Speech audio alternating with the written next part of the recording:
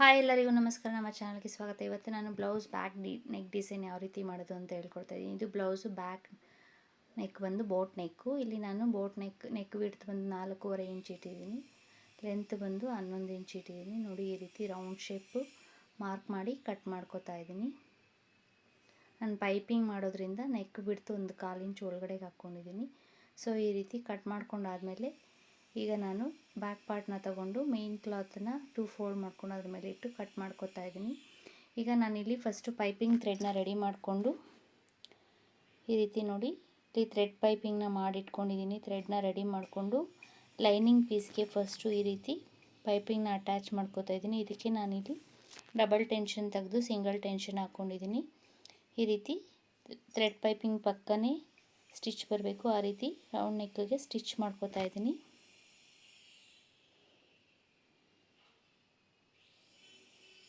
ಇದು back boat neck design. ಇದಕ್ಕೆ ನಾನಿಲ್ಲಿ ನೆಟ್ ಯೂಸ್ ಮಾಡಿದ್ದೀನಿ.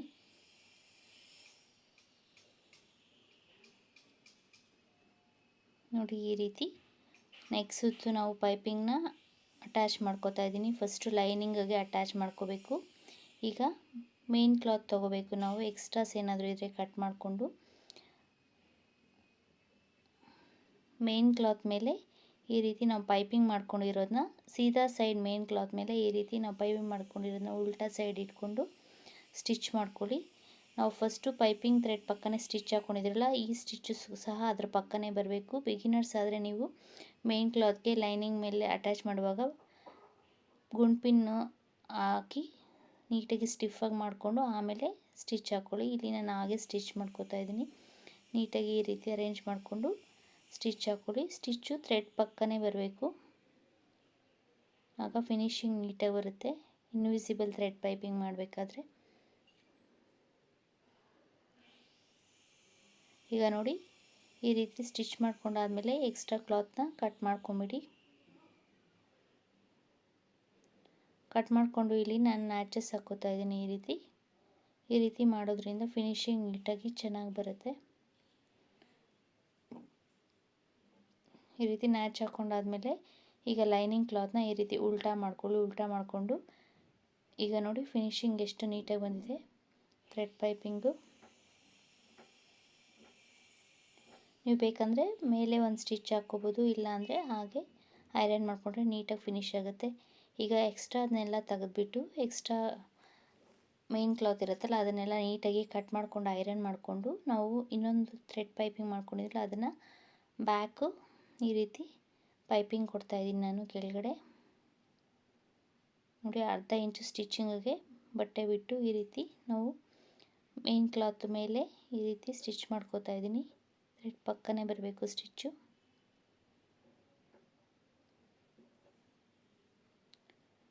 ಫ್ರಂಟ್ ಸೈಡಲ್ಲಿ ಈ ರೀತಿ ಸ್ಟಿಚ್ ಮಾಡ್ಕೊಂಡಾದ್ಮೇಲೆ ಬ್ಯಾಕ್ ಪಾರ್ಟಲ್ಲಿ ನೋಡಿ, ಈಗ ಫೋಲ್ಡ್ ಮಾಡಿದಾಗ ಈ ರೀತಿ ಫಿನಿಶಿಂಗು ನೀಟಾಗಿ ಬರಬೇಕು ಸ್ಟಿಚ್ಚು. ಈಗ ಇದ್ರ ಮೇಲೆ ನಾನು 1 ಇಂಚಷ್ಟು ಲೈನಿಂಗ್ ಕ್ಲಾತ್ನ ಕಟ್ ಮಾಡ್ಕೋತಾ ಇದ್ದೀನಿ. ನೋಡಿ, ಈ ರೀತಿ ಕಟ್ ಮಾಡಿಕೊಂಡು ಇದನ್ನು ಈ ರೀತಿ ಸ್ಟಿಚ್ ಮಾಡ್ಕೊಳ್ಳಿ.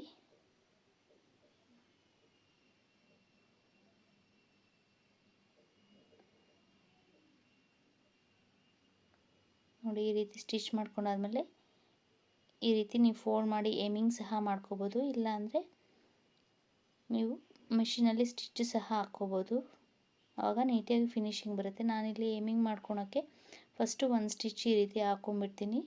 ಫೋಲ್ಡ್ ಮಾಡಿ ನೋಡಿ, ಈ ರೀತಿ ಸ್ಟಿಚ್ ಮಾಡಿಕೊಂಡು ಈ ರೀತಿ ಫೋಲ್ಡ್ ಮಾಡಿಕೊಂಡು ಏಮಿಂಗ್ ಮಾಡ್ಕೋತಾ ಇದ್ದೀನಿ. ನೀವು ಏಮಿಂಗ್ ಮಾಡೋಕ್ಕೆ ಮುಂಚೆ ಬೇಕಾದರೆ ಒಂದು ಸ್ಟಿಚ್ ಹಾಕ್ಕೊಂಡು ಅದ್ರ ಮೇಲೆ ಆಮೇಲೆ ಏಮಿಂಗ್ ಮಾಡ್ಕೋಬೋದು. ನೋಡಿ, ಈ ರೀತಿ ಫೋಲ್ಡ್ ಮಾಡಿ ಏಮಿಂಗ್ ಮಾಡ್ಕೋತಾ ಇದ್ದೀನಿ. ಸೊ ನೋಡಿ ಎಷ್ಟು ನೀಟಾಗಿ ಥ್ರೆಡ್ ಪೈಪಿಂಗ್ ಫಿನಿಶಿಂಗ್ ಬಂದಿರುತ್ತೆ. ಬ್ಯಾಕ್ ಪಾರ್ಟಲ್ಲೂ ಇರುತ್ತೆ, ಈ ಥರ ಪೈಪಿಂಗ್ ಕೊಟ್ಟರೆ ಫಿನಿಶಿಂಗ್ ಚೆನ್ನಾಗಿ ಬರುತ್ತೆ. ಈಗ ನಾನಿಲ್ಲಿ ಅರ್ಧ ಮೀಟ್ರ್ ನೆಟ್ ಕ್ಲಾತ್ ತೊಗೊಂಡಿದ್ದೀನಿ ನೆಕ್ಗೋಸ್ಕರ. ನೋಡಿ, ನಾವು ಫಿನಿಶ್ ಮಾಡ್ಕೊಂಡಿರೋ ಬ್ಯಾಕ್ ಪಾರ್ಟ್ನ ಈ ರೀತಿ ನೆಕ್ಕನ್ನ ಅರ್ಧಕ್ಕೆ ನೀಟಾಗಿ ಈ ರೀತಿ ಫೋಲ್ಡ್ ಮಾಡಿ ನಾವು ನೆಟ್ ಕ್ಲಾತ್ ಮೇಲೆ ಈ ರೀತಿ ಇಟ್ಟು ನೋಡ್ತಾ ಇದ್ದೀನಿ. ಈ ರೀತಿ ನೆಕ್ಕನ್ನು ಇಟ್ಟು ನೀಟಾಗಿ ನಾವು ಇಲ್ಲಿ ಕಟ್ ಮಾಡ್ಕೋತೀನಿ ಈಗ ನೆಟ್ ಕ್ಲಾತ್ನ.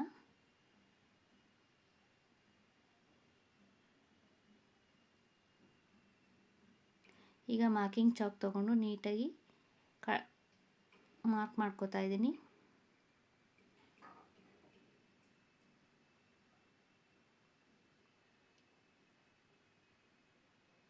ಈಗ ನಾವು ಫಸ್ಟು ಲೈನಿಂಗ್ ಕಟ್ ಮಾಡ್ಕೊಂಡಿರ್ತೀವಲ್ಲ ನೆಕ್ಕು, ಆ ಪೀಸ್ನ ತೊಗೊಂಡು ಈ ರೀತಿ ಇಟ್ಕೊಂಡು ನೆಕ್ ಬ್ರಾಡ್ ಆಗದೆ ಇರೋ ಹಾಗೆ ನಾನಿಲ್ಲಿ ನೋಡಿ ಈ ರೀತಿ ಅರೇಂಜ್ ಮಾಡ್ಕೋತಾ ಇದ್ದೀನಿ. ಮತ್ತು ಲೈನಿಂಗ್ ಕ್ಲಾತ್ ಮೇಲೆ ನಾನು ಇಲ್ಲಿ ನೆಕ್ಕನ್ನು ಡ್ರಾ ಮಾಡ್ಕೊಂಡಿದ್ದೀನಿ ಈ ರೀತಿ. ಈಗ ನೆಟ್ ಕ್ಲಾತ್ ಮೇಲೆ ಈ ರೀತಿ ಬ್ಯಾಕ್ ಪಾರ್ಟ್ನ ಇಟ್ಕೊಂಡು ಈ ರೀತಿ ಎಕ್ಸ್ಟ್ರಾ ನಾನಿಲ್ಲಿ 1-2 ಇಂಚ್ ಬಿಟ್ಟು ಕಟ್ ಮಾಡ್ಕೋತಾ ಇದ್ದೀನಿ ಬಟ್ಟೆನ. ಇದನ್ನು ಆಮೇಲೆ ನಾವು ಸ್ಟಿಚಿಂಗ್ ಆದಮೇಲೆ ನಾನು ಟ್ರಿಮ್ ಮಾಡಿ ಎಮ್ಮಿಂಗ್ ಮಾಡ್ಕೋತೀನಿ. ಸೊ ಈಗ ಈ ರೀತಿ ನೆಕ್ಗೆ ಎಷ್ಟು ಬೇಕೋ ಅಷ್ಟು ನಾನಿಲ್ಲಿ ಬಟ್ಟೆನ ಕಟ್ ಮಾಡ್ಕೊಂಡಿದ್ದೀನಿ. ನಾನಿಲ್ಲಿ 1-2 ಇಂಚ್ ಎಕ್ಸ್ಟ್ರಾನೇ ಕಟ್ ಮಾಡ್ಕೊಂಡಿದ್ದೀನಿ. ಈಗ ನೋಡಿ ಈ ರೀತಿ ಬಟ್ಟೆನ ಇಟ್ಕೊಂಡು ಚೆಕ್ ಮಾಡ್ಕೋತಾ ಇದ್ದೀನಿ.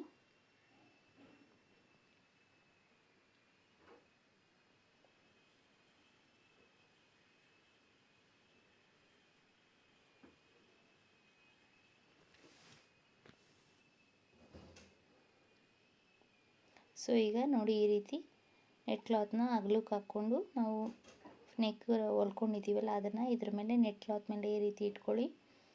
ಈ ರೀತಿ ಇಟ್ಕೊಂಡು ಸುತ್ತು ನೋಡಿ ಈಗ ಲೈನಿಂಗ್ ಕ್ಲಾತ್ನೂ ಸಹ ನೆಕ್ ಬ್ರಾಡಾಗಿ ನೆಕ್ ಅಗಲ ಆಗಬಾರ್ದು ಅಂತ ನಾನು ಇಲ್ಲಿ ಏನು ಮಾಡ್ತಾಯಿದ್ದೀನಿ ಅಂದರೆ ಫಸ್ಟು ಲೈನಿಂಗ್ ಕಟ್ ಮಾಡ್ಕೊಂಡಿರ್ತೀವಲ್ಲ ಅದನ್ನು ಸೆಂಟ್ರಿಗೆ ಈ ರೀತಿ ನೆಟ್ ಕ್ಲಾತ್ ಮೇಲೆ ಇಟ್ಕೊಂಡು ನೆಕ್ ಕರೆಕ್ಟಾಗಿ ಬರಲಿ ಅಂತ ಸುತ್ತು ನಾನಿಲ್ಲಿ ಗುಂಡ್ಪಿನ್ನ ಹಾಕ್ಕೋತಾ ಇದ್ದೀನಿ ನೆಟ್ ಸ್ಟಿಚ್ ಮಾಡ್ಕೊಳ್ಳೋಕ್ಕೆ.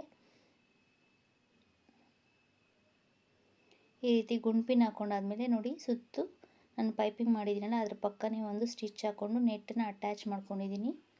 ಈ ರೀತಿ ನೆಟ್ ಅಟ್ಯಾಚ್ ಮಾಡಾದಮೇಲೆ ಒಳಗಡೆ ಎಕ್ಸ್ಟ್ರಾ ಇರೋ ನೆಟ್ಟೆಡ್ ಕ್ಲಾತ್ನ ಟ್ರಿಮ್ ಮಾಡಿ ನಾನಿಲ್ಲಿ ಎಮ್ಮಿಂಗ್ ಮಾಡ್ಕೋತೀನಿ.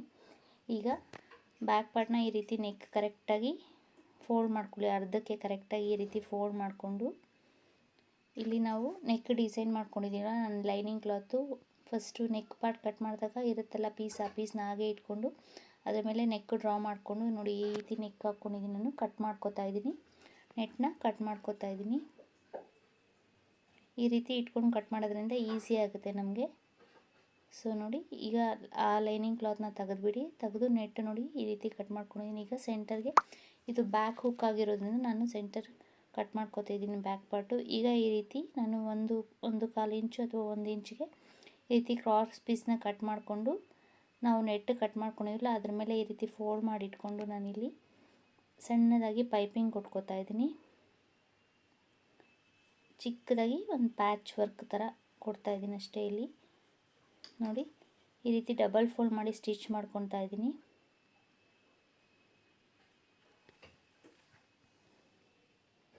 ಈ ರೀತಿ ಸ್ಟಿಚ್ ಮಾಡ್ಕೊಂಡಾದ್ಮೇಲೆ ನೀವು ನೋಡ್ಕೋಬೇಕು, ಇಲ್ಲಿ ನೆಕ್ ನೀಟಾಗಿ ಫಿನಿಶಿಂಗ್ ಬರಬೇಕು. ಅದಕ್ಕೆ ನಾನಿಲ್ಲಿ ಅರ್ಧಕ್ಕೆ ಇಲ್ಲಿ ನಾವು ಇದಕ್ಕೆ ಟ್ಯಾಗ್ ಹಾಕೋ ಹತ್ರ ನಾನಿಲ್ಲಿ ಕಟ್ ಮಾಡ್ಕೊಂಡಿದ್ದೀನಿ. ಕಟ್ ಮಾಡ್ಕೊಂಡು ಅಲ್ಲಿಂದ ಮತ್ತೆ ಇನ್ನೊಂದು ಸರಿ ಈ ರೀತಿ ಫಿನಿಶಿಂಗ್ ಚೆನ್ನಾಗಿ ಬರಲಿ ಅಂತ ಈ ರೀತಿ ಸ್ಟಿಚ್ ಮಾಡ್ಕೋತಾ ಇದ್ದೀನಿ.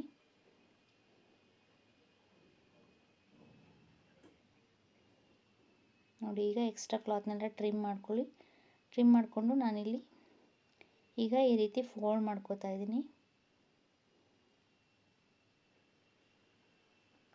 ಈ ರೀತಿ ಸಣ್ಣಕ್ಕೆ ಫೋಲ್ಡ್ ಮಾಡಿಕೊಂಡು ಒಂದು ಸ್ಟಿಚ್ ಹಾಕ್ಕೋತಾ ಇದ್ದೀನಿ.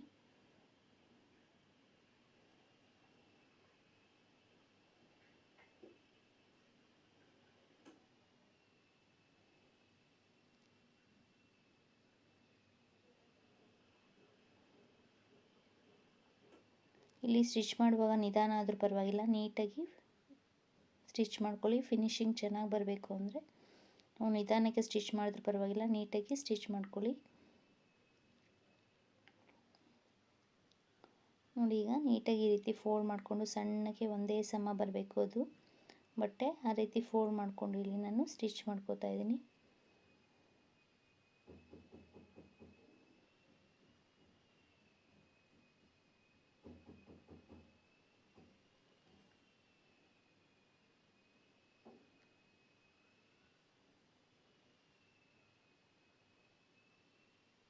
ಈ ರೀತಿ ಸ್ಟಿಚ್ ಮಾಡೋದು ಬೇಗ ಆಗುತ್ತೆ ನಮಗೆ, ಫಿನಿಶಿಂಗು ಸಹ ನೀಟಾಗಿ ಬರುತ್ತೆ.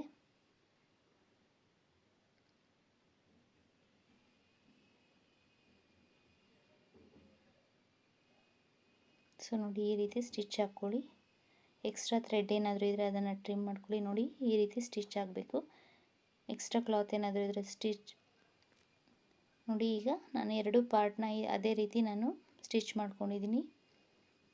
ಸಣ್ಣದಾಗಿ ಪೈಪಿಂಗ್ ಥರ ಬಟ್ಟೆನ ಫೋಲ್ಡ್ ಮಾಡಿ ಸ್ಟಿಚ್ ಮಾಡ್ಕೊಂಡಿದ್ದೀನಿ. ಈಗ ನಾನು ಬ್ಯಾಕ್ ಡಿಸೈನ್ಗೋಸ್ಕರ ಹುಕ್ ಸೈಡು ನಾವು ಯಾವ ಕಡೆ ಹುಕ್ ಪಟ್ಟಿ ಅಟ್ಯಾಚ್ ಮಾಡ್ತೀರೋ ಆ ಸೈಡ್ ನಾನಿಲ್ಲಿ ಪೋಟ್ಲಿ ಬಟನ್ಸ್ ರೆಡಿ ಮಾಡ್ಕೊಂಡಿದ್ದೀನಿ. ಒಂದು 5 ರಿಂದ 6 ಪೋಟ್ಲಿ ಬಟನ್ಸ್ನ ಈ ರೀತಿ ಸ್ಯಾರಿಗೆ ಆಪೋಸಿಟ್ ಕಲರ್ ಅಂದರೆ ಸ್ಯಾರಿನಲ್ಲಿ ಅಲ್ಲಲ್ಲಿ ಸಿಲ್ವರ್ ಬಂದಿರೋದ್ರಿಂದ ಇಲ್ಲಿ ನಾನು ಸಿಲ್ವರ್ ಪೋಟ್ಲಿ ಬಟನ್ಸ್ನ ಹಾಕ್ಕೋತಾ ಇದ್ದೀನಿ. ಸಿಲ್ವರ್ ಪೋಟ್ಲಿ ಬಟನ್ಸ್ನ ಒಂದೊಂದು ಇಂಚ್ಗೆ ಈ ರೀತಿ ನಾನು ಮಾರ್ಕ್ ಮಾಡಿಕೊಂಡು ಅಟ್ಯಾಚ್ ಮಾಡ್ಕೋತಾ ಇದ್ದೀನಿ.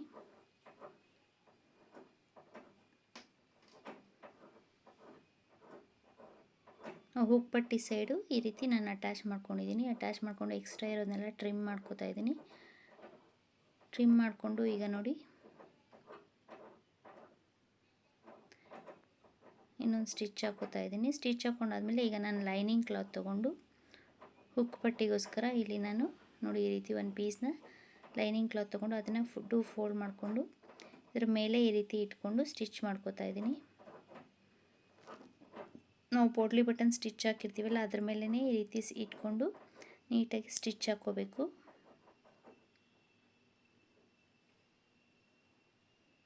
ನೋಡಿ ಈ ರೀತಿ ಸ್ಟಿಚ್ ಮಾಡ್ಕೊಳ್ಳಿ. ಈಗ ಇದನ್ನು ಈ ರೀತಿ ಫೋಲ್ಡ್ ಮಾಡಿ ಸ್ಟಿಚ್ ಹಾಕ್ಕೊಳ್ಳಿ. ಇದು ಒಳಗಡೆ ಸೈಡು, ಇದು ಹುಕ್ ಪಟ್ಟಿ ಆಗಿರೋದ್ರಿಂದ ಈ ರೀತಿ ಒಳಗಡೆ ಸೈಡ್ಗೆ ಫೋಲ್ಡ್ ಮಾಡ್ಕೋತಾ ಇದ್ದೀನಿ. ನೋಡಿ ಈ ರೀತಿ ಫೋಲ್ಡ್ ಮಾಡಿಕೊಂಡು ಸ್ಟಿಚ್ ಹಾಕ್ಕೊಳ್ಳಿ.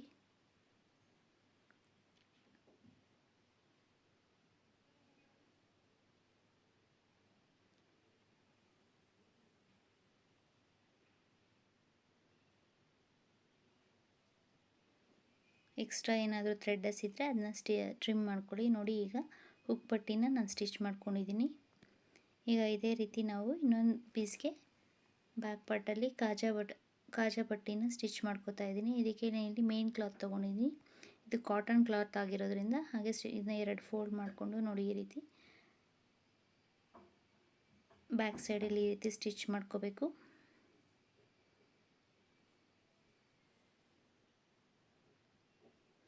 ಈಗ ಇದನ್ನು ನೋಡಿ ಈ ರೀತಿ ಫೋಲ್ಡ್ ಮಾಡಿ ನಾವು ಇನ್ನೊಂದು ಫೋಲ್ಡ್ ಹಾಕಿ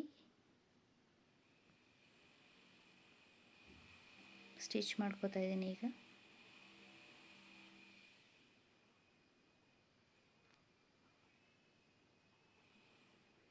ನಾನು ಇನ್ನೊಂದು ವಿಡಿಯೋದಲ್ಲಿ ನಿಮಗೆ ಕಾಜಾ ಪಟ್ಟಿ ಮತ್ತು ಉಕ್ಸ್ ಪಟ್ಟಿನ ಯಾವ ರೀತಿ ನೀಟಾಗಿ ಸ್ಟಿಚ್ ಮಾಡೋದು ಅಂತ ಹೇಳ್ಕೊಡ್ತೀನಿ. ಸೊ ನೋಡಿ ಈಗ ನಾನು ಕಾಜಾ ಪಟ್ಟಿನ ಸ್ಟಿಚ್ ಮಾಡ್ಕೊಂಡಿದ್ದೀನಿ.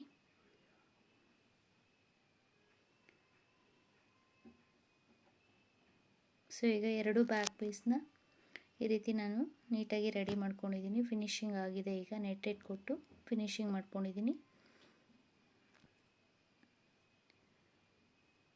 ನೋಡಿ ಈ ರೀತಿ ಪೋಟ್ಲಿ ಬಟನ್ಸ್ ಕೊಟ್ಟು ಹುಕ್ ಸೈಡು ಫಿನಿಶಿಂಗ್ ನೋಡಿ ಎಷ್ಟು ನೀಟಾಗಿ ಬಂದಿದೆ.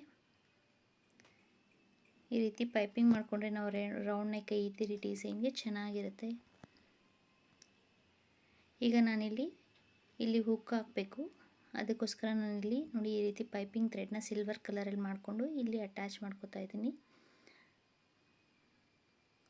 ಇಲ್ಲಿ ನಾವು ಬೇಕಾದ್ರೆ ನಾವು ಕೈಯಲ್ಲಿ ಕೂಡ ಸ್ಟಿಚ್ ಮಾಡ್ಕೊಬೋದು. ಇದನ್ನು ಏಮಿಂಗ್ ಮಾಡ್ಕೋಬೋದು ನೀವು ಬೇಕಾದ್ರೆ ಮಿಷಿನ್ಗೆ. ನಾನಿಲ್ಲಿ ಮಿಷಿನಲ್ಲಿ ಸ್ಟಿಚ್ ಮಾಡ್ಕೋತಾ ಇದ್ದೀನಿ. ನೀವು ಕೈಯಲ್ಲಿ ಕೂಡ ಥ್ರೆಡ್ಡು ಸೂಜಿಗೆ ಹಾಕ್ಕೊಂಡು ಸ್ಟಿಚ್ ಮಾಡಿಕೊಂಡ್ರು ಚೆನ್ನಾಗಿ ನೀಟಾಗಿ ಬರುತ್ತೆ ಫಿನಿಶಿಂಗು. ನಾವು ಯಾವ ಸಣ್ಣ ಬಟನ್ ಹಾಕಿದ್ರೆ ನೋಡಿಕೊಂಡು ಹೋಲು ದೊಡ್ಡದಾಗಬೇಕಾ ಸಣ್ಣದಾಗಬೇಕಂತ ನೋಡಿಕೊಂಡು ಇದನ್ನು ಫೋಲ್ಡ್ ಮಾಡಿಕೊಂಡು ಸ್ಟಿಚ್ ಮಾಡ್ಕೊಳ್ಳಿ.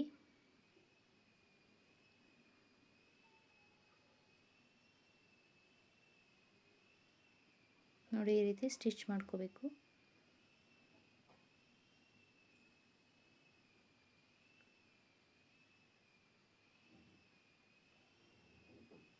ನಾನು ಇಲ್ಲಿ ಇನ್ನೊಂದ್ಸರಿ ರಫ್ ಹೊಡ್ಕೋತಾ ಇದ್ದೀನಿ ಸ್ಟಿಚ್ ಹಾಕಿ ನೀಟಾಗಿ.